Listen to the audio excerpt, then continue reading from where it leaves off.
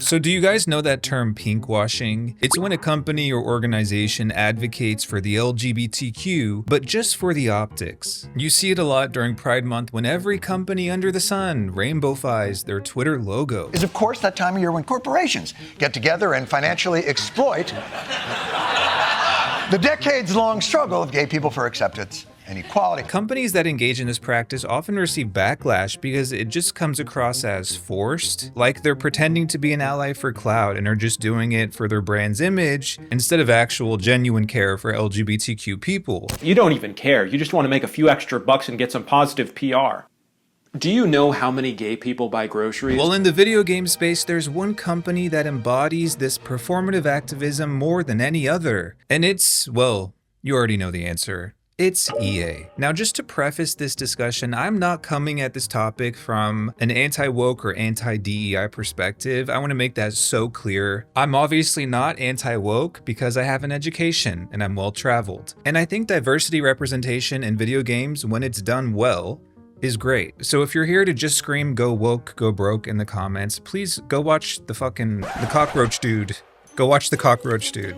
You know who I'm talking about, too. But I just wanted to make that clear. I'm not talking about EA putting a gay character or a minority in a video game. Again, when it's done tastefully and the writing is good, the more representation, the better. I'm also not denying that there are some cases where EA has done a really shit job incorporating diversity into their games. But this video is not about any of that. The issue here is not about DEI and EA's games. It's about hypocrisy. It's about performative activism. It's about a company that says one thing and then does the diametrical opposite. After years of claiming to value diversity and inclusion and pandering to their player base, which ranges from Battlefield players to Madden to The Sims, EA just announced that the company is being sold to Saudi Arabia. You know, the country with one of the worst human rights records in the world, the country that routinely jails and executes LGBTQ individuals just for being gay or trans. It's a strange decision, isn't it, for a company that has seemingly gone out of its way to show that it values diversity and inclusion? In 2022, EA released this statement saying that they believe, quote, trans rights are human rights. They said in the same statement that their LGBTQ players had their unwavering support and that they were dedicated to creating an inclusive workplace for their employees. These statements were issued by EA, the company. They signed off on these words. And to give you context, these exact statements came at a time when there was a lot of anti-trans rhetoric in the media, specifically in the US. There were a lot of hate crimes being committed against trans people. I mean, there still are, but at the time, this anti-trans sentiment was rising.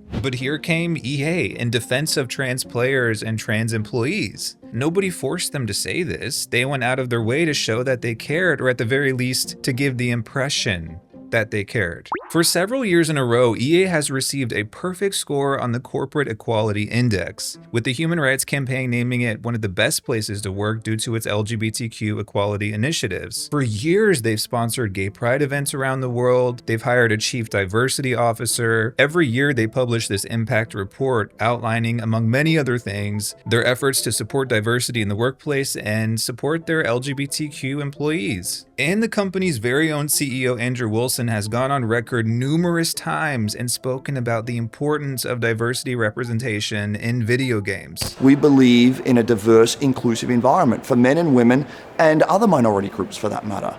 Games are for everyone. By all accounts, you might think this company actually does care about diversity and the LGBTQ community. Well, they had you fooled. Because cut to a few months ago when we learned that EA had agreed to be sold, and surprise, the new owners murder gay people. In case you've been living under a rock, on September 29th, 2025, EA entered into an agreement to be bought by the PIF, which is the Saudi government's investment fund. Now, it's important to note that there is no distinction between the PIF and the Saudi government. They are one and the same. The PIF is managed by the Crown Prince of Saudi Arabia, and its goal is to make money for the government, and it will be owning EA and receiving the net profits from the sales of EA games. Shareholders have already approved the deal, and it's expected to close in a couple months. So herein lies the predicament. After years of purporting to care about diversity and inclusion, and in many cases going above and beyond to show that they do indeed value those tenets, this company will now be enriching an authoritarian regime that regularly literally jails and tortures and executes people who are diverse. I don't know about you, but nothing screams we value diversity and inclusion like selling out to a country where it's punishable by death to be gay, where women are arrested for posting TikToks with lesbian undertones, where police throw trans people into sacks and torture them to death, where gay men are arrested for posting pictures on Twitter wearing shorts. The problem here is not that LGBTQ individuals don't have rights in Saudi Arabia. The problem is that their very existence is illegal. I'm well aware of the fact that the human rights abuses committed by the Saudi government are not limited to LGBTQ people. This also concerns women's rights, use of slave labor, extreme censorship to the level of assassinating journalists, Jamal Khashoggi and Turki al-Jazeera, rest in peace, genocide, bombing children in Yemen, funding terrorist groups. It's a lot of messed up stuff, and the issue is that EA's profits will be enabling this messed up stuff. Apex Legends is a popular battle royale game published by EA, and it features gay, lesbian, pan, queer, bisexual, and trans characters. Apex Legends has the distinct recognition of being the gayest FPS on the market. The developers of this game have said in a statement that their studio is composed of a diverse group of people, so having a diverse cast is super important to them. They said they want every player to, quote, have someone they can connect to. That's great, and that's admirable. The issue is that in a couple months, the net profits from the sales of Apex Legends will be benefiting a regime that imprisons and executes real people who are diverse. I'm really curious to know how the people who work for this company feel knowing that this is who they'll be working for. All of the time and effort they put into developing their games and making sure minorities are represented, for all that work to be enriching human rights abusers. How are they reconciling with this fact? How do you live with that? How do you continue working at that company knowing your work is benefiting someone who's committing egregious acts against something you love? When the EA buyout was first announced, a few anonymous employees at EA released statements to the press that the company is basically saying, quote, F you to all women and LGBTQ employees at EA with this deal. And I imagine there's a lot of other EA employees who feel similarly. By the way, this isn't a matter of, oh, the new owners have political beliefs that are different to mine. We're all adults. We can all deal with having a boss or a coworker who's on the other side of the political spectrum or something, right? We all have different thoughts and beliefs. That's what makes the world go round. We can deal with that. But in this case, it's the extent to which this involves the actual subjugation and elimination of real human beings.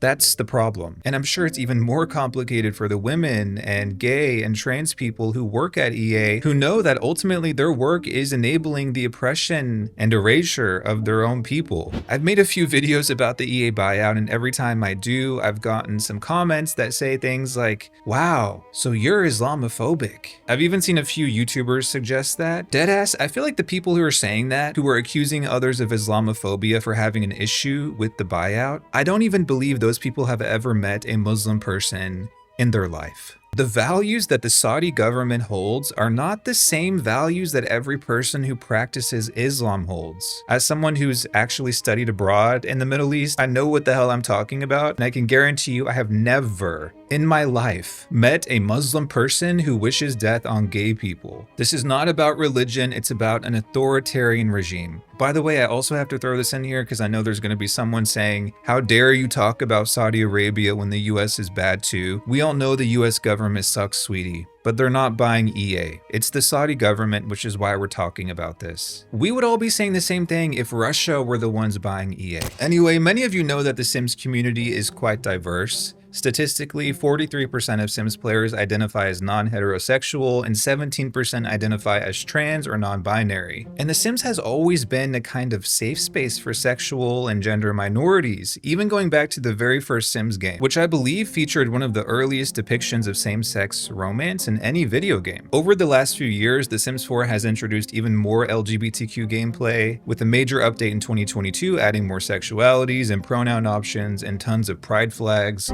And this thing, what is this? I'm still figuring things out.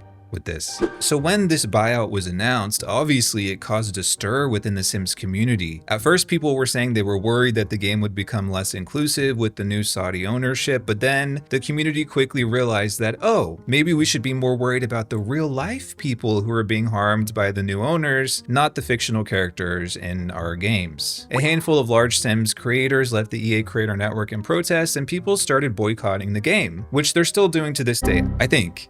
The Sims community can be fickle, and they just announced a new expansion, But this is where EA comes in. Since the buyout announcement, EA has released 3 separate statements trying to assuage all the concerns Sims players have about the buyout. Each time they've released these statements saying things like, "We care about inclusion," and "Our values aren't changing." Just a few days ago, they released this whole article, and half of it was dedicated to reassuring players that The Sims will always be a safe and inclusive space for all players. This is where things go off the rails for me, because EA seems to think they can have it both ways. You do not get to say, "We value inclusion and we love all our diverse Sims players. Let's all bake a cake made out of rainbows and sunshine, and we can all eat it and be happy." You fucking sold out to Saudi Arabia, you clowns. I don't know if they're gaslighting or if this is damage control or if they really do believe the shit coming out of their own mouths, but that is not how this works. You don't get to say you care about the LGBTQ when you're sucking off the Saudi royal family. It's manipulative, it's performative, it's deceitful, and it's gross. They made their bed when they signed on the dotted line, now lie in it. EA would be better off saying nothing. When they release statements like this, it's like they're going out of their way to ignore the elephant in the room, and they're trying to convince the player base that everything's fine. Our values haven't changed. And look, I want to have sympathy for the employees on the Sims team. From what I understand, it's a very diverse group of people, and I'm sure a lot of them have their own reservations about the sale of the company they work for. But they also need to be realistic about what's happening, and putting out statements like this, just pretending everything's fine and nothing's changing, is fucked up on so many levels. It's simply disingenuous. Even if what they're saying is true and their values haven't changed, it doesn't matter, because the end goal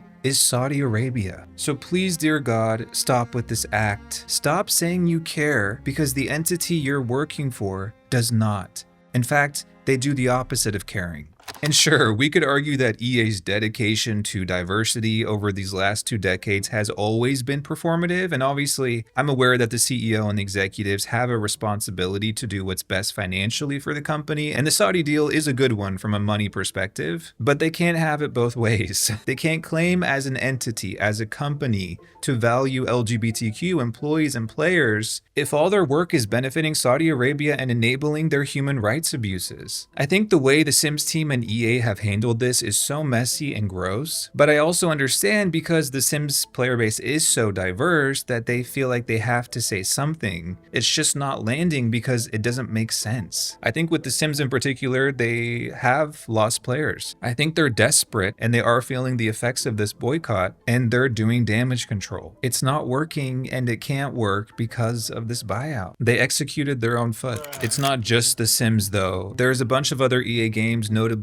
Mass Effect and Dragon Age, which have historically been very inclusive games, ignoring all the problems with the Veilguard. I don't even want to touch that mess, but I think the Dragon Age franchise in particular has done an amazing job representing LGBTQ characters. When the EA deal was announced, a former BioWare employee expressed concern about future BioWare games and whether the studio's creative freedom might be limited under Saudi ownership. And sure, this is a valid concern. If I were a writer at BioWare, I would be worried myself, but I would also be looking for a new job. Because again, if you actually care about LGBTQ issues, you won't work at a company whose owners kill LGBTQ people. Also, let's be real, BioWare is going to get shut down anyway. You know that whole drama a while back where a bunch of comics took a check from Saudi Arabia to go perform, and then when they got called out, they were coming up with a million excuses to justify what they did? If that isn't the dumbest fucking thing I've heard of since Hawk Tuacoin. It's very similar to what EA's doing right now. now. They're deflecting, they're minimizing, they're releasing these PR statements pretending to care while they cash their checks from the Saudi government. It is the absolute fakery of all this that I cannot stand. And some of you don't want to hear this, by the way, but this isn't just a problem with EA, it also extends to the consumers. The FC players, Battlefield, Apex Legends, Madden, The Sims. You can't claim to care about diversity or gay rights or even women's rights if you're going to continue buying these products and enriching this company. There's a lot of Sims players, for instance, who appear to be quite progressive. You can find them if you go on Twitter. They have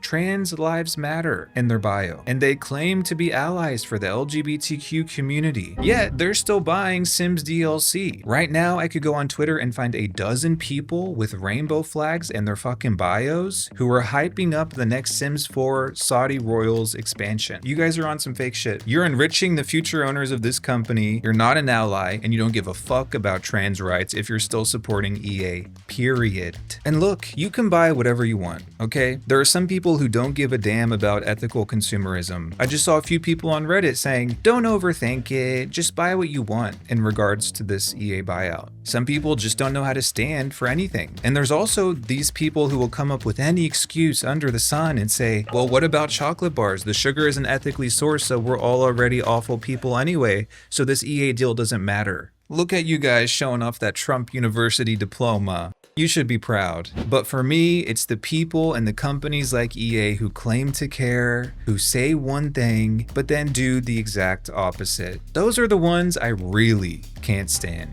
This is some serial killer shit.